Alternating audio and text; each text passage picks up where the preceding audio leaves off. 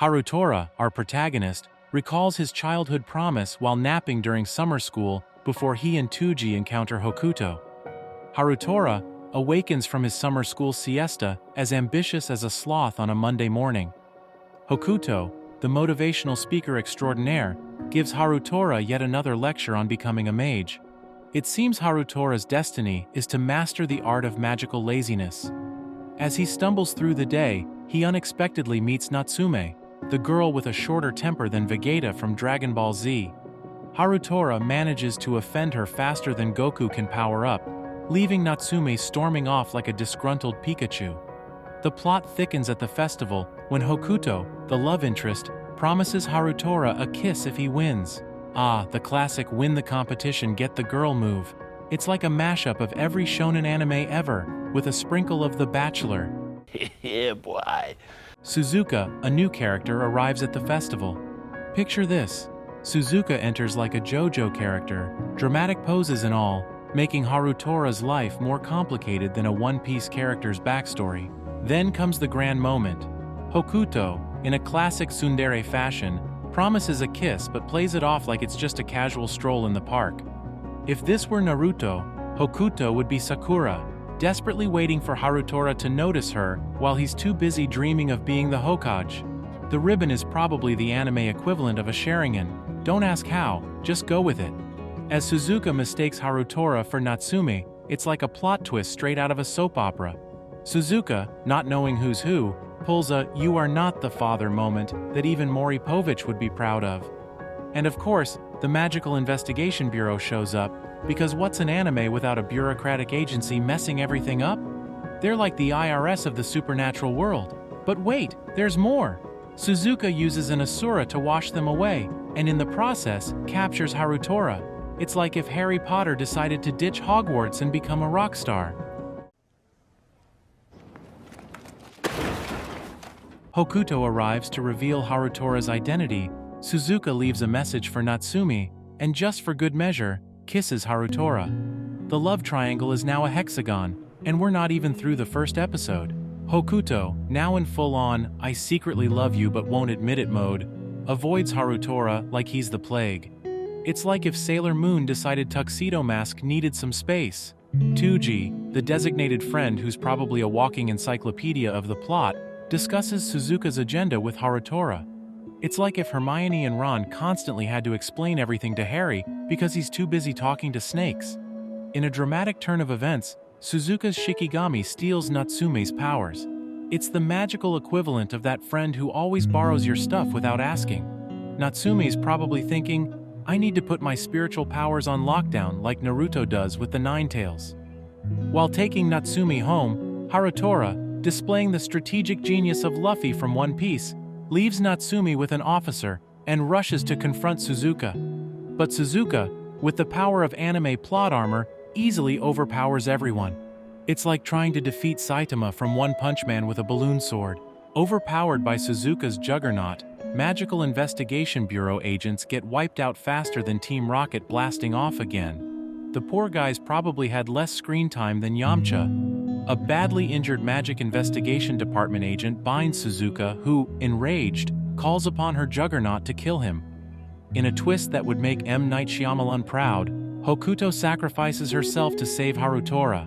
It's like if Ron sacrificed himself to save Harry before admitting he had a thing for Hermione. The drama is so intense, even soap opera writers would be taking notes. Now, alone and grieving, Harutora becomes Natsume's Shikigami. It's the ultimate friendzone move, a level of commitment only rivaled by Brock's loyalty to every Nurse Joy and Officer Jenny in the Pokemon universe. Our heroes, Harutora and Natsume, embark on a majestic journey riding Yukikaze, the supernatural steed that probably has a better GPS than Google Maps.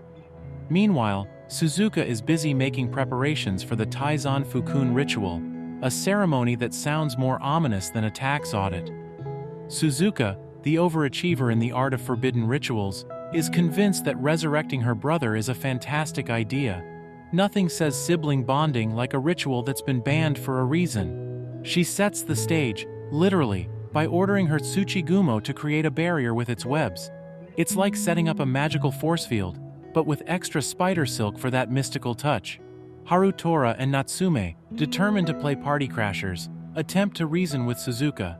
However, she's not interested in a friendly chat and sends her Shikigamis, the Tsuchigumos, to attack, because nothing says family reunion like a couple of monstrous creatures trying to eviscerate you. In the midst of the battle, Harutora, the master of awkward falls, plummets from Yukikaze. But fear not, Natsume summons Hokuto the dragon, not just to save him, but also as a convenient plot twist, a trump card to deal with the Tsuchigumos.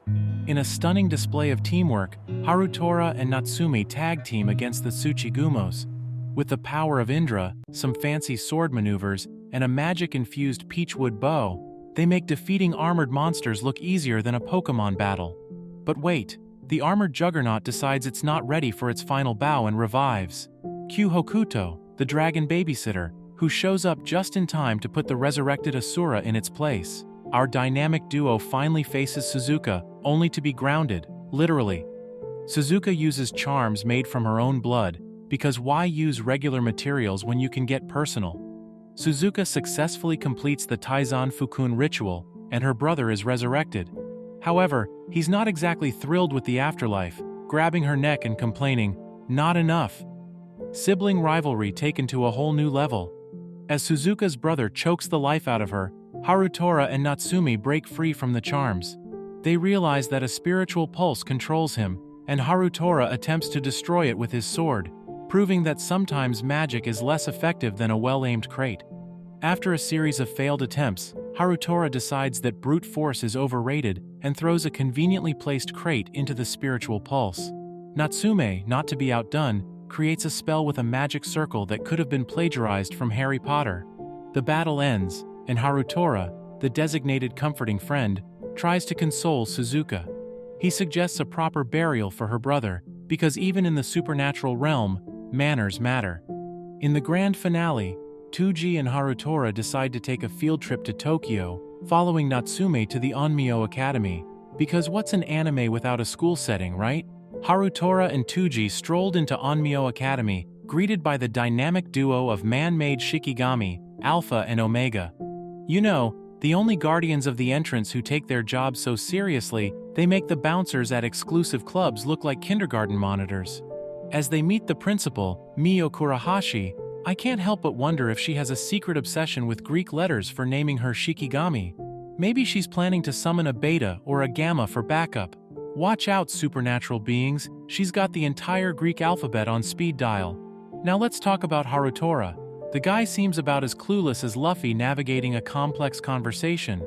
He meets his homeroom teacher, Jin Otomo, who's probably contemplating how he ended up with a class full of transfer students. Did I accidentally sign up for Anime Transfer Academy? Then there's Kyoko Kurahashi, the granddaughter of the principal. She's so annoyed by Harutora and Tōkyō transferring halfway through the year that she's ready to throw hands faster than Goku can power up. Move over, Vegeta. Kyoko's got the Saiyan level grudge. After that, Natsume and Tōkyō are acting all chummy, and Harutora scratching his head, wondering if he missed the memo about their secret handshake. Maybe they binge-watched a friendship tutorial from Naruto and Sasuke before transferring in. Harutora and Tōkyō befriend their new classmate, Tenma Momoe. He gives a brief info about Kyuko and the current Kurahashi clan. At the end of the day, Harutora finally meets his Shikigami, Kon. Due to a misunderstanding, Natsume catches Harutora with a naked Kon, Nice. thus causing her to punish him. Now that's a plot twist even One Punch Man wouldn't see coming. Poor Harutora didn't sign up for this. He was expecting a majestic creature, not a supernatural nudist. The next day, Harutora's daydreaming in class faster than Usopp exaggerates his stories. Kyuko, annoyed by his lack of academic prowess, suggests abandoning ship for anyone not keeping up. Otomo, the academic superhero, swoops in to save the day, infuriating Kyuko like a villain thwarted by plot armor. But the real showdown is when Kon, armed with a sword, decides to defend Harutora's honor. Forget My Hero Academia. This is My Shikigami protects my dignity. Kyuko summons her Shikigami, Haku and Kokufu, probably named after the sounds Harutora makes when facing academic challenges. Jin Otomo, sensing an opportunity for entertainment, suggests a Shikigami duel. It's like the Onmyo Academy version of Pokemon Battle Supernatural Edition. Someone get Professor Oak on the phone, we've got a new challenger for the league. Amidst the clash of wooden swords and overcharged drama, Harutora found himself in a duel that was more confusing than the plot of an anime with time travel. As sparks flew and tension soared, Kyuko had a revelation that hit her harder than filler episodes in Naruto. In a moment of sheer brilliance, Harutora's wooden sword decided it had enough of being a prop and burst out in rebellion, much like fans after watching the 100th episode of a certain pirate anime. Jin Otomo, the referee of this anime-inspired chaos, had to intervene before Harutora's wooden rebellion turned into a full-blown shonen revolution. Despite the chaos, Harutora became the talk of the class, leaving Natsumi brooding like a character from a high school romance anime who just found out their crush likes someone else. Kyuko, realizing her mistake, apologized to Harutora for mistaking him for Natsumi. It was a mix-up that even Sailor Moon would find amusing. Natsumi, entering the scene like a tragic heroine from a Shakespearean play, witnessed Harutora and Kyuko in a compromising situation.